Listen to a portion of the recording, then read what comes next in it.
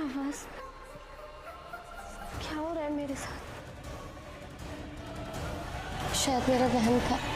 जब सुहानी देखती है कि वो अपने बेड पर ही है, फिर से सो जाती है।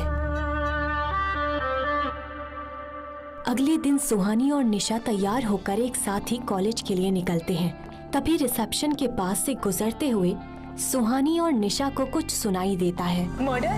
हाँ, कल पुराने रोड पर एक और मर्डर हुआ, ठीक उसी विशिंग वेल के सामने, और आज सुबह वहाँ पे उसी लड़की की लाश मिली है। ये मैं क्या सोच रही हूँ? ये इत्तेफाक भी तो हो सकता है।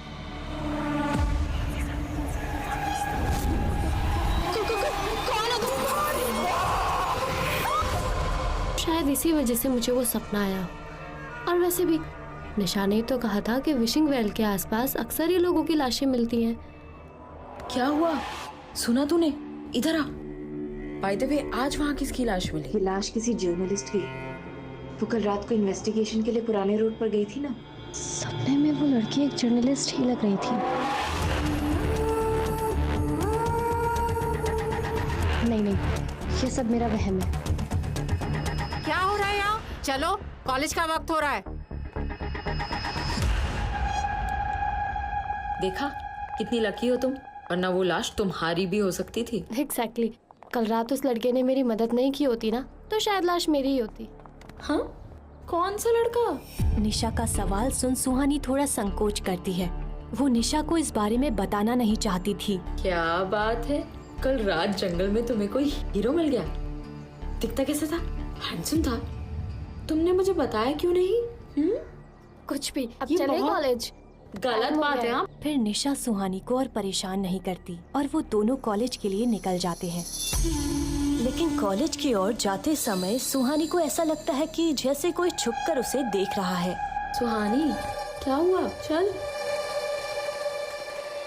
हिमालय की वादियों में सेंट थॉमस कॉलेज बहुत खूबसूरत जगह पर था। ये कॉलेज हिमाचल प्रदेश का सबसे बड़ा कॉलेज है। यहाँ के स्टूडेंट्स या तो बहुत अमीर होते थे या बहुत इंटेलिजेंट।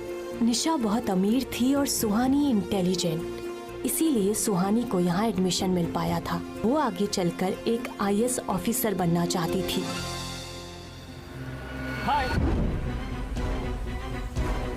हाय ब्यूटीफुल। विवेक, कहाँ थे तुम? कब से तुम्हारा वेट कर रही हूँ। तुम्हें पता है उस विशिंग वेल के पास कल रात फिर से मौत हो गई किसी की। तो हॉस्टल में बहुत सारी गॉसिप्स चल रही थी, तो लेट हो गया। निशा और विवेक आपस में बातें करने लगते हैं। विवेक से बात करने के चक्कर में निशा सुहानी के बारे में तो भूल ही गई थी। सुहानी वहीं खामोशी से खड़ी थी।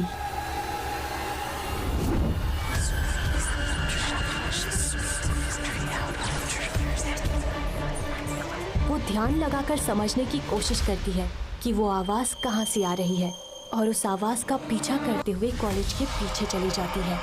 सुहानी निशा और विवेक से काफी दूर कॉलेज के पीछे आ जाती है। वो जगह बिल्कुल सुनसान थी, वहाँ कोई भी स्टूडेंट नहीं था। सुहानी के ठीक सामने एक बड़ा सा बरगद का पेड़ था।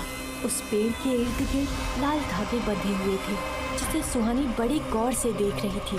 सुहानी को ऐसा लग रहा था जैसे वो आवाज इस पेड़ से ही आ रही है। बरगद के पेड़ के पास पहुंचते ही उस पेड़ का वातावरण पूरी तरह से बदल जाता है।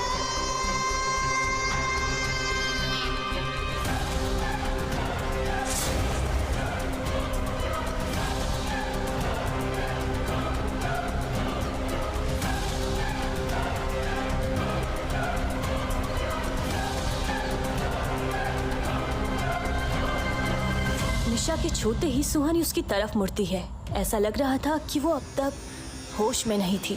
पेड़ के आसपास का माहौल फिर से नॉर्मल हो जाता है। तुम इधर उधर क्या देख रही हो?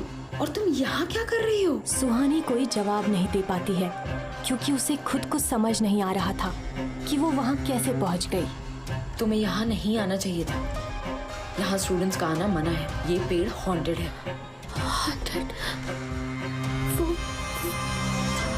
कुछ महीने पहले इस पेड़ पर एक लड़की ने फांसी लगाकर सुसाइड कर लिया था, इसलिए कॉलेज मैनेजमेंट ने इसे तांत्रिक से बंधवा दिया और इस तरफ हमारा आना मना है। किसकी लाश? कौन थी वो लड़की? निशा, बोलो कौन थी वो लड़की? छोड़ो ये सब, चलो यहाँ से। अच्छा उसका नाम, निशा उस लड़की का नाम क्या था? सुहानी, मुझे नहीं पता। छोड़ो ना ये सब, मुझे तुम्हें किसी से मिलवाना है। सुहानी और निशा के जाते ही उस जगह का माहौल फिर से बदल जाता है और जोरों से किसी के हंसने की आवाज वहाँ गूंजने लगती है। Vivek, meet my roommate Suhani, and Suhani meet my boyfriend Vivek. Hi Suhani, nice to meet you. आज कॉलेज में हर जगह कल रात हुए हादसे की बात हो रही थी। वो जर्नलिस्ट कॉलेज भी आई थी ना? हाँ, और वो विशिंग वेल के बारे में कुछ पूछ रही थी। निशा, उस कुएं को विशिंग वेल क्यों कहते हैं? तुम्हें पता नहीं है क्या? चलो मैं बताता हूँ। यहाँ के लोग मानते हैं कि उस कुएं के पास जाकर जो कुछ भी मांगो वो तुम्हें मिल जाता है। मिल तो जाता है, लेकिन उसके बदले में कुछ ऐसा छीन लिया जाता है जो तुम्हें बहुत प्यारा होता है। कहते हैं वहाँ सालों से एक आत्मा रहती है जो लोगों की विशेस पूरी करती है।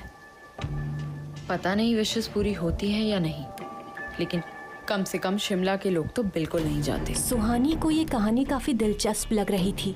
वो इस बारे में और भी जानना चाहती थी, लेकिन निशा उसे क्लास में चलने के लिए कहती है। सुहानी, निशा और विवेक एक साथ क्लास की तरफ बढ़ जाते हैं। तभी एक लग्जरी कार कॉलेज कैंपस में आकर रुकती है।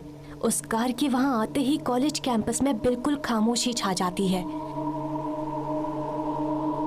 जब कार का दरवाजा खुलता है तो उसके अंदर से एक बहुत खूबसूरत औरत बाहर आती है। वो दिखने में इतनी खूबसूरत थी कि लड़के ही नहीं बल्कि लड़कियां भी उसे देखती रह जाती हैं। वो औरत कार से उतरकर कॉलेज के अंदर जाती है।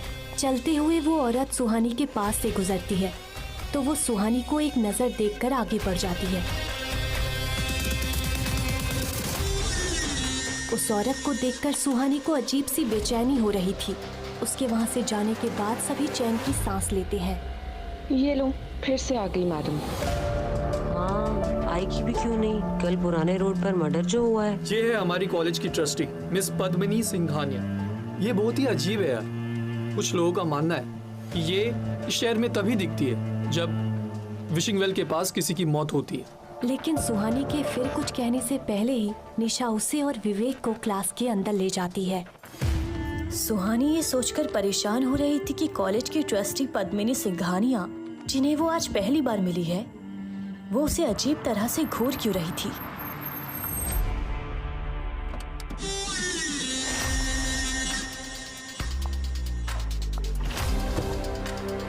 बेवजह अनजानी चीजों को नहीं छेड़ना चाहिए। कभी कभी इसकी बहुत बड़ी कीमत चुकानी पड़ती है।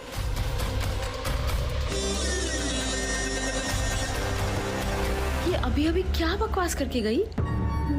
वही तो मैं सोच रही हूँ। छोड़, चल। रात के 3 बजे थे। शहर में हर तरफ खामोशी थी। उसी बीच पुरानी रोड में एक लड़का बड़ी तेजी से चल रहा था और ये वही लड़का था जिसने सुहानी को साई से बचाया था।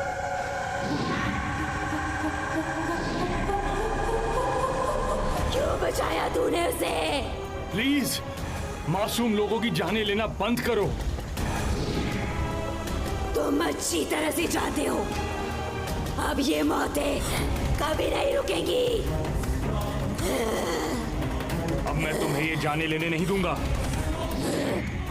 तुमने पहले भी कोशिश की थी, लेकिन होता वही है जो मैं चाहती हूँ। कौन है वो लड़की जिसे बचाने के लिए तू मेरे खिलाफ चला गया था? युवराज साई के गुस्से से वाकिफ था, इसलिए वो चुपचाप वहाँ से जाने के लिए मुड़ा। तुम कितनी भी कोशिश कर लो, अब वो मेरी नजर में आ चुकी है। कब तक बचाओगे उसे?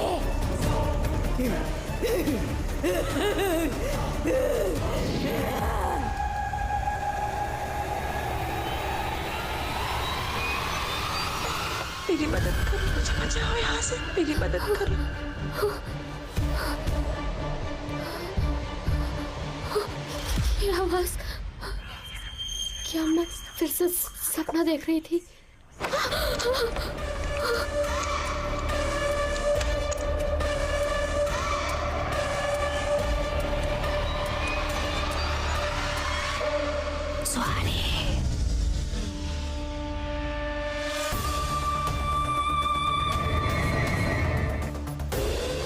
क्या उस साय ने उसे फिर से अपने वश में कर लिया था? आखिर क्यों पड़ा है वो साया सुहानी की जान के पीछे? कौन है वो लड़का? आखिर क्या रिश्ता है उसका उस साई से? जानने के लिए सुनते रहिए हमारी सबसे खौफनाक कहानी साया।